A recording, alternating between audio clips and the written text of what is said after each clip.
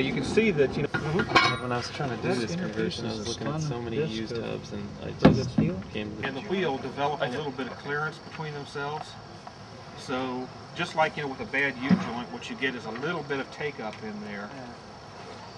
You know, so when you step on the brakes, the hub will slow down a little bit first, and the wheel is just an instant behind it. And when you accelerate, the hub accelerates first, and the wheel is just an instant behind it. So that's where the clunk comes from. To an extent, you can take up the clunk by making sure that the wheel nut is good and tight.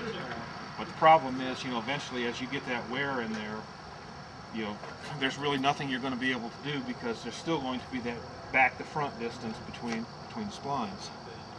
You know, so consequently what you end up with, if you don't have a hub that has really, you know, nice, you know, even splines, you know, that are not bent over, you really ought to replace it, especially if you're putting new wheels on the car, because you do not want to run, you know, used splines that show wear with a new wheel, or vice versa, because the problem is they don't match together as a set now, and the used one is going to cause the new one to wear out faster than it normally would, and eventually can cause problems with the wheel locking on the hub, you know, where you end up spending, you know, half a day trying to get the darn thing off. I've had that happen to me in the past before. Now, you want to make sure with all the components, first off with the wheel, you want to make sure that it's got some sort of band on the inside of it. That's to keep the ends of the spokes from rubbing against the inner tube. Otherwise, you're liable to end up with a flat, because those spokes will flex just a little bit as the wheel goes around, and eventually it will wear a hole in the inner tube. Most new wheels will come with a band already on them. But if you, Is this wheel, is that band normally covering up all those outside spokes, or is there not a band on this wheel? what's most important is for it to cover up these Okay. in the center, because that's where the contact's going to be made. Now, when I put this wheel actually on a car, I'll probably go ahead and put extra banding just to cover this, just to be safe. You'll also want to lubricate the splines when you put it on the car. Grease can be used. It's better if you use a copper-based anti-seize, because it won't collect as much dirt with it. And depending on how much you drive the car, you ought to probably take them off or clean the grease off and re-grease them, or redo the anti-seize compound at least once a year. I would say if you only drive it in the summer, do it at the beginning of the driving season each year, and then, you know, let it sit over the winter, you know, if that's what you do. If you drive it year-round, I would say you want to do it probably at least twice a year, you know, once in the spring, once in the fall, sort of thing. You go in, you clean it all off, and you put fresh on both. Are those drive hubs available for the 1 through 4 new and the 5 new? Dayton Wire Wheel lists them, and I know one or both of the British places, Berkshire Alpine Center and Alpine West Midlands, have listed them in the past. So as far as I'm aware at this point, both fronts and both types of rears are available. They're not cheap. I mean, British Wire Wheel lists them at, I think, $250 a piece. But you know, if you compare it to your safety, and you compare it to, you know, if you replace the wheels and wore your wheels out earlier than they normally would be, you know, it's not necessarily an unreasonable expense. And wheels are available new as well, I'm guessing. Yes, you can get wheels new. British Wire Wheel can supply the specific part numbered wheel. You can also use midget wheels. The only difference with the midget wheel is that this end of the center hub is a little bit longer. So you get about half a turn or so less of the wheel nut when you tighten them down. But you can do either one.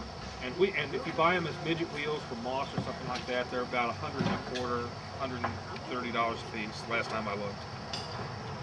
Now, one of the things to do as well, you notice the spokes in here. Put a little damp silicone over top of them. That will keep the grease that you've put on the wheel in order to save it from rust and to make it slide easy. That'll keep it from migrating along the spokes.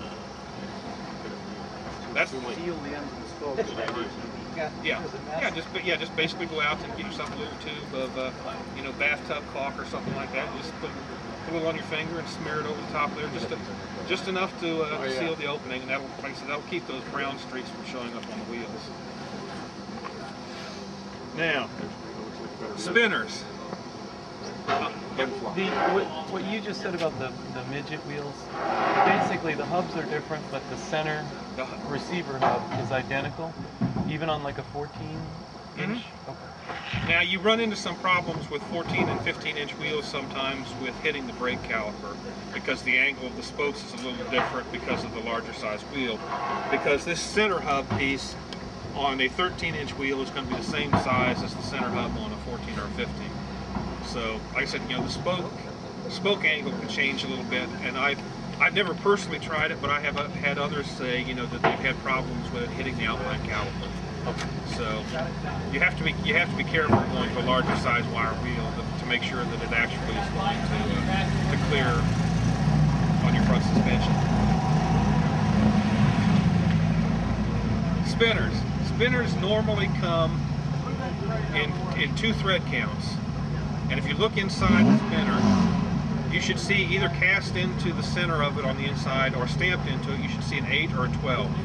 That stands for 8 threads per inch or 12 threads per inch. Alpines are always 12 threads per inch. Alpines are fine thread. Yes. So any 42 millimeter spinner that is 12 threads per inch should fit on an Alpine. Right. Those are 42 millimeter hubs. Large ones like you see on Jaguars and some larger cars, these are 54 millimeter hubs. Why they did them in millimeters, you know, God only knows, but they did. So any spinner, like I said, you know, that has 12 threads per inch. They did that because the British metal lathe had to produce threads per inch in English, but any diameter you wanted to produce. Well, that's why I'm saying, you know, why they picked 42 millimeter and 54, who knows? But that's what they used. But you know, if you run across, you know, spinners that you like, if they're the smaller size and they're 12 threads per inch, should not be a problem putting them on an Alpine. So you can use the 2-eared ones like an MG would use. You could use the earless ones like Ian has. As long as they're the 12 threads per inch, works just great. Now you also want to check, you know, if you've got used wheels, you want to check the spokes regularly, because the spokes can break, and where they'll break is inside here or inside along here. So you won't see anything externally unless the spoke is really loose and sort of flopping around. I can show you something. But what you want to do is take, you know, a small screwdriver or something and run them across the spokes. If you hit a broken spoke, it's going to make sort of a dull thunk sound, whereas, you know, a good spoke that's properly tensioned should make, you know, a sort of ringing sound. Sort of like plucking a guitar string. Sort of, yeah. Is it stock Alpine wire a 62 spoke or a 60 or a 72? A stock Alpine wire should be a 60 spoke. You know, and stock Alpine should be painted as well. There's nothing wrong with, you know, getting chrome wire wheels if that's what you want to do, but you know, if you're going for a strictly stock look, it's going to be a painted wheel. And I've seen a lot of discussion about the difference between, say, a Dayton and a Dunlop, or an older Dunlop versus an India-made Dunlop. Do you have any strong opinions on? I haven't had enough of the various different manufacturers' wheels to have a real opinion in terms of quality. I have been told that the Indian-made Dunlop wheels always require retruing before you can use them. I don't know that this is true because I've never had any of them.